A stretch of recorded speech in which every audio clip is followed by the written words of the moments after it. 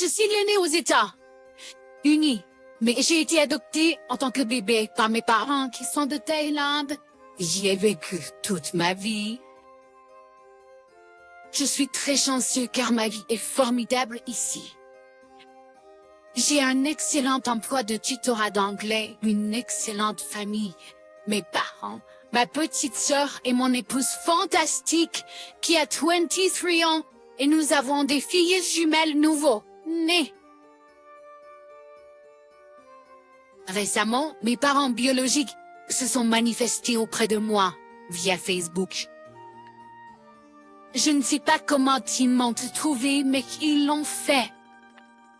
Ils ont dit qu'ils aimeraient vraiment me rencontrer et que je rencontre leurs enfants aux États-Unis. J'ai craint ce jour toute ma vie parce que je ne savais pas comment y répondre. Alors, j'ai parlé à ma femme et à ma famille pour savoir quoi faire. Finalement, j'ai décidé que s'ils voulaient me rencontrer, ils devraient venir en Thaïlande au lieu que je m'y rende parce qu'ils m'ont abandonné. Donc, s'ils voulaient vraiment avoir une relation avec moi, cela aiderait à prouver qu'ils le voulaient vraiment. Je ne vais pas mentir, cela coûterait cher pour venir ici. Leurs vols sont d'environ $1,500 chacun, donc $3,000 si mes parents biologiques venaient seuls, ou $7,500 si mes frères et sœurs biologiques venaient aussi. Donc, ils ont dit qu'ils ne pouvaient pas se le permettre et que cela serait trop cher pour moi de me rendre aux États-Unis. Ce qui est vrai, mais je veux qu'il fasse un effort. Ensuite, j'ai reçu un message de ce que je suppose être ma tante biologique, qui m'a injurié en me disant que je devrais simplement voler aux États-Unis pour rencontrer ma vraie famille afin d'être à ma place. Je lui ai demandé ce qu'elle voulait dire par là. Et elle a continué en disant que l'Amérique serait un meilleur endroit à être que la Thaïlande, parce que c'est un pays du tiers-monde. Ce qui m'a un peu énervé. Alors, je lui ai demandé pourquoi elle n'avait pas adopté moi au lieu de cela. Et d'autres choses. Ensuite, mes parents biologiques sont devenus en colère et ont commencé à me contacter à ce sujet. Alors je leur ai juste arrêté de parler pour l'instant. Cependant, ma tante n'avait pas tort sur le fait que la Thaïlande soit techniquement un pays du tiers-monde, mais je suis allée aux États-Unis une fois, il y a 1 an et demi avec ma petite sœur et San. Je pense que la Thaïlande est un meilleur pays pour moi. Même si je ne suis pas originaire d'ici. C'est l'endroit où je veux être, surtout maintenant que j'ai des enfants, parce que c'est beaucoup moins cher ici. Par exemple, je gagne 1,250,000 bits, ce qui équivaut à 36,000 dollars américains par an, ce qui n'est pas beaucoup aux États-Unis. Mais ici, notre maison, une maison de 4 chambres, 4 salles de bain avec une belle piscine, ne coûte que 6 millions de bits, 162,000 dollars américains. Le plus gros problème est les soins de santé, car nous avons des enfants. Et les soins de santé ici sont soit gratuits, soit extrêmement bon marché par rapport aux États-Unis. Donc je n'ai aucune raison de vivre là où je ne sens pas à ma place. Je pense que j'ai raison de vouloir que mes parents biologiques et ma famille viennent ici au lieu que je parte là. Bah, même si cela coûte plus cher pour eux. Mais je ne sais pas. Je reviendrai aux États-Unis à un moment donné lorsque les jumeaux seront plus âgés. car c'était un endroit agréable lorsque je m'y suis rendu, mais je n'ai aucun plan pour m'y installer. Donc, je suis l'idiot? Pas l'idiot! Pourquoi voudriez vous investir vos revenus limités en visitant une famille qui vous a abandonné et vous a appelé plus de 20 ans plus tard pour vous gronder? La famille, c'est plus que le sang.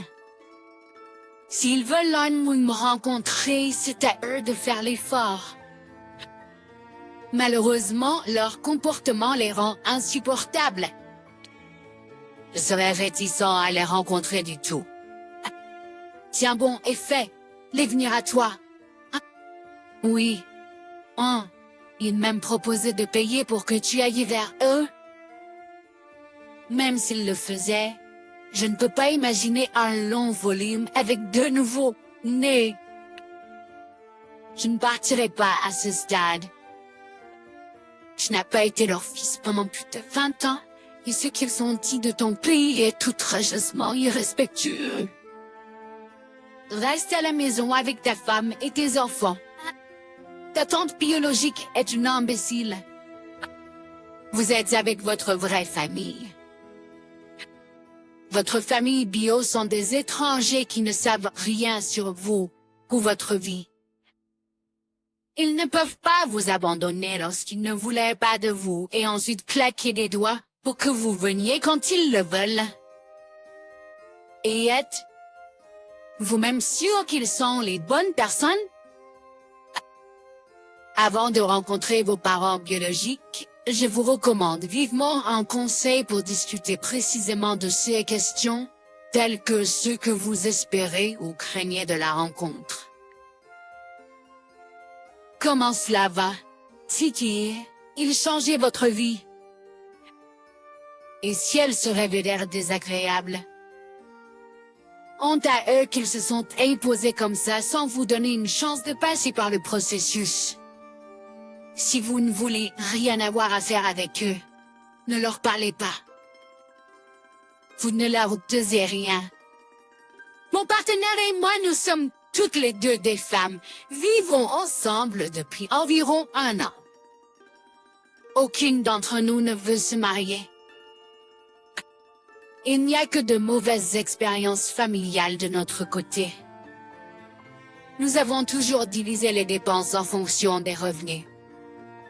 Je gagne environ 2 fois ce qu'elle gagne avant impôt. Nous divisons donc 260, forté. Et je suis imposé beaucoup plus haut. Il y a quelques mois, l'oncle de ma partenaire, qui n'avait pas d'enfant, est décédé et elle a reçu de manière inattendue quelques centaines de milliers de dollars en espèces et actions. Elle n'avait aucune idée que cela allait arriver et ne l'avait rencontré que quelques fois. Nous divisons le loyer et tous les articles ménagers en fonction des revenus et avons parlé d'améliorer notre mobilier, principalement d'acheter un lit king size et un nouveau canapé d'angle. Avant cela, je m'attendais à ce que la répartition actuelle de mon paiement de la majorité se poursuive. C'est ce que nous avons fait pour d'autres achats courants. Mais puisqu'elle vient tout juste d'obtenir cette énorme injection de liquidité, je lui ai suggéré d'envisager cela et, dans le meilleur des cas, de le rendre 50-50. Mon associé a vraiment été en colère à propos de cela et a dit que j'étais un idiot, en tentant de tirer profit de la mort de sa famille, et en disant que l'héritage ne devrait jamais être un facteur. Je ne demandais pas un pourcentage de son héritage. Je pensais juste qu'il devrait faire partie de la façon dont nous divisons les choses, qui nous sont bénéfiques aux deux. J'ai un idiot ici. Pour plus de clarté, elle gagne environ 65,000 $ par an en salaire de base avec des bonus sporadiques. Mon salaire est un montant fixe de $120,000. Elle a hérité d'environ $270,000 en espèces et d'environ $140,000 en actions. Les dépenses à venir dont je parlais seront d'environ $2,000 à $3,500 selon la qualité du lit ou du canapé que nous obtenons. Ce sont des actifs, pas des revenus. C'est comme appeler un tas d'argent dans un compte d'épargne des revenus. Vous avez également gagné 2 fois ce qu'elle gagnait. Mais vous n'utilisiez que 60-40 en raison des taux d'imposition. Je soupçonne que vous avez déjà montré de la cupidité.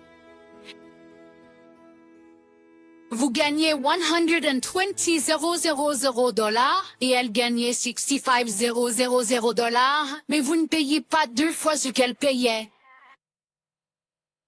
Vous avez pu économiser plus et maintenant elle peut rattraper son retard. Exactement. Je me demande s'ils ont pris en compte tous les actifs avant d'accepter de diviser les coûts 60-40. Sceptique. Le partage dépendait des revenus, pas des actifs. Elle change les règles pour se favoriser. OP. Même dans un divorce après un long mariage, vous n'auriez pas droit à l'héritage de votre partenaire. Stoppez de compter l'argent des autres. Pas l'idiot. Donc, si elle a hérité des millions de dollars, OP serait toujours l'idiot en demandant un partage égal. La plupart des comptes bancaires offrent un rendement de 3% sur les comptes d'épargne chaque année. Je ne vois pas pourquoi OP devrait payer plus de 50%. Je ne sais pas pourquoi certaines personnes vous traitent comme si vous étiez un monstre. Pourquoi ne devrait-elle pas partager les coûts des nouveaux meubles à 50-50? Vous allez tous les deux les utiliser dans votre maison partagée. La seule différence est qu'elle dispose de l'argent qu'elle vient d'hériter et que vous devrez gagner l'argent pour payer votre part. Vous ne demandez pas la moitié de l'héritage. Il est tout à fait raisonnable de payer une plus grande partie des factures en raison de vos revenus. Mais elle devrait au moins couvrir la moitié des coûts, maintenant qu'elle dispose de cet argent supplémentaire. Honnêtement, je m'attendrais à ce qu'elle achète les meubles. Lorsque mon partenaire et moi avons acheté notre maison, j'avais de l'argent supplémentaire et devinez quoi? J'ai simplement acheté la plupart des meubles parce que pourquoi le ferais? Je luttais pour payer la moitié quand j'ai l'argent. Les gens sont tellement bizarres quand il s'agit d'argent. Ma petite amie de 28 ans, appelons la Emma, qui a 26 ans, aime porter des talons hauts et serrés depuis que je la connais. Elle est consciente de sa taille, mais ce n'est pas vraiment un gros problème quand nous sommes ensemble car je suis petit. Et c'est Samuel le 5'2". Et je mesure 5'6". Le problème, cependant, c'est quand nous sortons ensemble. Elle conduit normalement, car c'est sa voiture, et elle conduit en talons. Je lui répète constamment de passer au basket et de ne pas conduire avec, car c'est dangereux, mais elle refuse et dit qu'elle sait ce qu'elle fait. Elle sait conduire avec et en est habituée, et prétend dans certains cas, c'est plus facile car vous pouvez pivoter entre les pédales plus facilement. Je pense qu'elle ne dit pas la vérité, car je ne peux pas voir comment ce serait plus facile. La semaine dernière, elle a eu un petit accident et a embouti quelqu'un. Je n'étais pas là, mais une voiture a changé de voie devant elle et elle l'a embouti. J'ai acheté des baskets et lui ai dit de les utiliser comme chaussures de conduite et je les ai laissées dans la voiture. Elle m'a traité d'idiot et a dit que son accident n'avait rien à voir avec ses chaussures et que je devrais laisser tomber. Et est-ce que je suis l'idiot ici? Je veux juste qu'elle soit en sécurité. Vous ne semblez pas comprendre Emma en tant que personne séparée de sa relation avec moi. J'en déduis cela parce que vous pensez que ces problèmes de taille ne devraient pas être un problème parce que vous n'êtes pas très grand. Pourquoi sa perception de sa taille aurait-elle quelque chose à voir avec vous? Ensuite, vous affirmez le danger de conduire en talons. Il ne semble pas que vous ayez d'expérience personnelle portant ou conduisant en talons, mais parce que vous avez l'esprit supérieur. Vous pouvez voir que ces choix sont mauvais, même s'ils concernent des choses que vous ne comprenez pas. Comme, ok, facile ou difficile en talons. De plus, vous supposez que l'accident de voiture auquel elle a participé a été causé par elle et par sa conduite en talons. De plus, vous insistez sur le fait que c'est votre travail de corriger ce que vous considérez comme étant mal avec elle. Vous êtes l'idiot pour la traiter comme une personne sans agency et comme si vous connaissiez son expérience mieux qu'elle. Je ne suis pas d'accord. L'idiot. Femme ici. Les talons sont objectivement dangereux pour conduire pour de nombreuses raisons, selon littéralement tous les experts du sujet. Un que j'ai vu cité par une association automobile était que si votre talon est surélevé, il est beaucoup plus difficile d'évaluer la pression à appliquer aux pédales. Et cela pourrait expliquer pourquoi elle a percuté quelqu'un à l'arrière. Peut être qu'elle n'a pas freiné assez fort parce qu'elle n'avait aucune idée de la pression qu'elle appliquait. Cela endommage également les talons. Juste FYI, ce n'est pas bon pour les chaussures non plus. Le fait que la majorité des gens ici argumentent contre un fait avéré qui est soutenu par toute l'industrie, comme si cela était du même niveau que de dire que les ceintures de sécurité ne sont pas nécessaires. C'est la raison pour laquelle j'ai peur d'être sur la route. Vous ne savez pas ce que vous faites. C'est pourquoi tant de gens se blessent.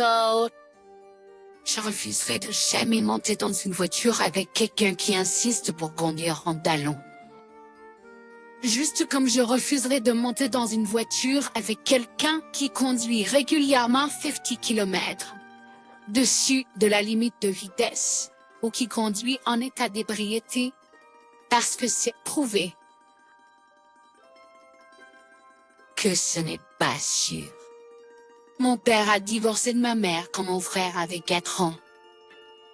J'avais 3 ans et ma sœur avait 1 an. Il a divorcé de ma belle-mère quand mon demi-frère avait 3 ans et ma demi-sœur avait 2 ans.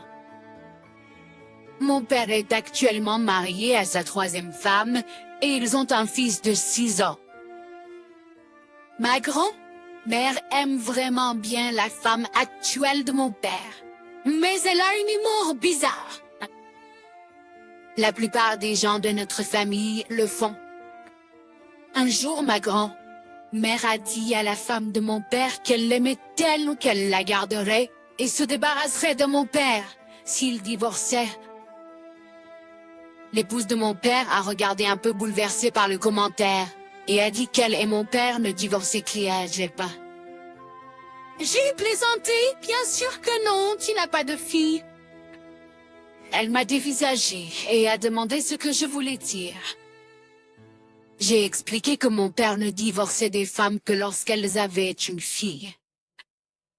Ce n'est pas la raison pour laquelle mes parents ont divorcé. C'était juste une blague sur une coïncidence. Mais elle a dit que c'était une chose horrible à dire sur mes sœurs. Ma grand-mère a plaisanté en disant que c'était l'inverse, parce que cela impliquait que mon père voulait les filles. Et ne restait avec une femme que suffisamment longtemps pour en avoir une. Donc, aussi longtemps qu'elle n'aura pas un autre enfant, ou n'aura que des fils, il restera en attendant une fille. Nous avons tous les deux commencé à rire, et l'épouse de mon père nous a regardés silencieusement et s'est ensuite levée et est sortie de la pièce. À ce moment-là, je me suis demandé si j'avais dépassé les bornes. Ma grand-mère a dit que j'allais bien, qu'elle était juste une personne sensible et que un peu de taquinerie était bon pour elle. Mais je me sens quand même mal et je me demande si je devrais présenter des excuses. Je suis jeune idiot. Pas l'idiot, mais le lol des blagues.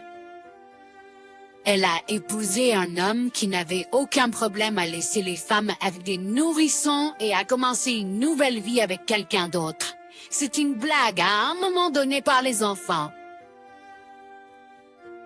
Après ce petit numéro, j'espère que tu seras d'accord si ton père cherche une 4e femme. D'accord? Elle a épousé un homme qui avait 5 enfants et qui avait divorcé leur mère alors qu'ils étaient encore tout petits 2 fois. Si tu ne peux pas lire l'écriture sur le mur, ne t'épouse pas Nick Cannon par pitié. Elle est la mère de cet homme à ses 3e enfants. Donc elle est bien consciente de ce à quoi ressemblent ses familles précédentes. Elle ne peut pas être en colère contre les gens pour souligner son modèle. Toi et ta grand-mère êtes hilarants et avez probablement mis cette femme sur la voie dont elle a besoin quand cela lui arrive. Chérie, je pense que tu l'as rendu paranoïaque maintenant. Tes blagues ont certainement montré que ton père y a une historique de grossesse de ces femmes et puis les abandonne. Et peut être qu'elle est enceinte, mais n'a pas encore annoncé. Et est maintenant choquée. Cela pourrait expliquer sa réaction, inquiète qu'elle puisse avoir une fille. Peut-être devriez-vous au moins essayer de réparer les choses avec elle. J'ai 21 ans, je suis une femme, et j'ai un colocataire, Tasha. Tasha a beaucoup de problèmes de santé mentale, et a du mal à quitter notre appartement pour des rendez-vous. Donc elle prend des rendez-vous de thérapie en ligne. Malheureusement, nous vivons dans un studio d'une pièce. Donc en raison de la confidentialité du patient, médecin, je dois quitter l'appartement pendant ces sessions. Je dois quitter l'appartement chaque fois qu'elle a 6 rendez-vous. Le principal problème est que Tasha ne me dira rien sur ces rendez-vous jusqu'à 1 ou donc minutes avant qu'il ne commence. Je ferai quelque chose de random, et puis elle se tournera vers moi et dira « Ah, au fait, j'ai thérapie en 10 minutes. » Je devrais rassembler toutes mes affaires et aller quelque part sur ce court préavis. Elle a un TDAH et peut vraiment être distraite, donc je comprends cela à un certain niveau, mais c'est assez gênant. Les rendez-vous ne sont pas sur un horaire cohérent ou fixe, donc je ne peux même pas prédire quand ils vont se produire et planifier en conséquence. Cela s'est produit plus de 5 fois. La dernière fois que cela s'est produit, il y a environ 2 semaines, j'ai assis Tasha et lui ai expliqué qu'elle doit me donner au moins 24 heures d'avis avant ces rendez-vous afin que je puisse planifier. J'ai dit que c'était très gênant de ranger toutes mes affaires et de partir dans les 10 minutes. Surtout quand je suis au milieu d'une affectation ou quelque chose comme ça.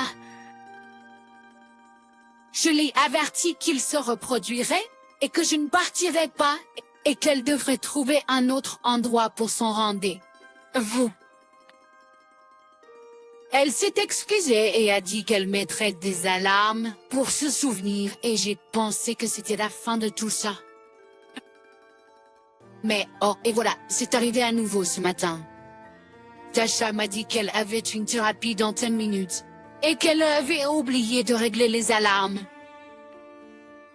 Son discours sur l'art il y a 2 semaines, je lui ai dit que je ne quitterais pas la pièce. Elle a commencé à discuter avec moi et a dit que c'était juste une fois. Cela ne me tuerait pas d'aller dans un café ou quelque chose comme ça pendant quelques heures. J'étais en train de faire un devoir et je ne pouvais me concentrer nulle part ailleurs qu'à l'appartement. Alors je refusais toujours de partir et... Finalement, elle a juste pris son ordinateur portable et est sortie de l'appartement pour essayer de trouver un endroit. Mais 20 minutes plus tard, elle est revenue et s'est énervée contre moi en disant qu'elle ne pouvait pas trouver d'endroit privé pour avoir son rendez-vous, alors elle a dû l'annuler. Et parce qu'elle l'a annulé avec si peu de préavis, elle ne récupérerait pas son argent. Elle a crié sur moi en disant que je n'étais pas compréhensif à l'égard de son TDAH, et que ce n'était pas sa faute si elle était distraite, et que j'étais méchant et ablaiste pour rien.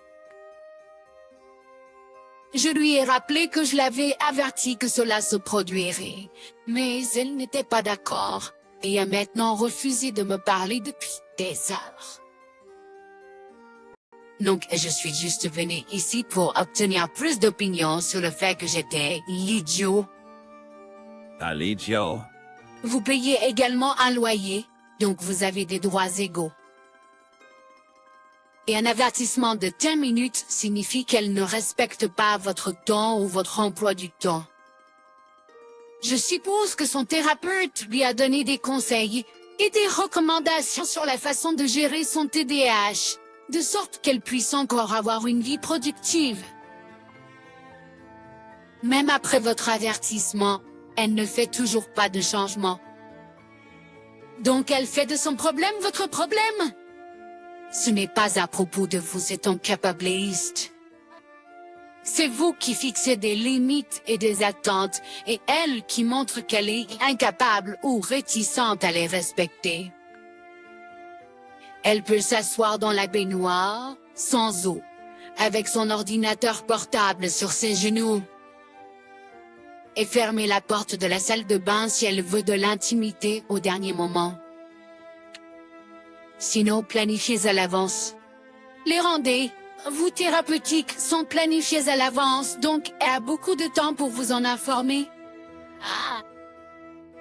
Elle avait 2 semaines pour vous donner un préavis, et elle ne l'a pas fait. Et maintenant, elle doit payer pour un rendez-vous. Ce sont les conséquences de 6 actes. Son TDAH n'est pas de sa faute, mais c'est sa responsabilité. Ce n'est pas être capabléiste. C'est être réaliste. Je me demande aussi quel genre de thérapie elle a. Rova devrait sortir de la pièce pendant quelques heures, toutes les quelques semaines. Chérie, ta colocataire est nulle. Tu payes un loyer et 100% autorisé à utiliser son espace de vie sans être expulsé arbitrairement avec peu de préavis. Réfléchis à savoir si tu devrais continuer à vivre ensemble. Si tu as d'autres options, réfléchis.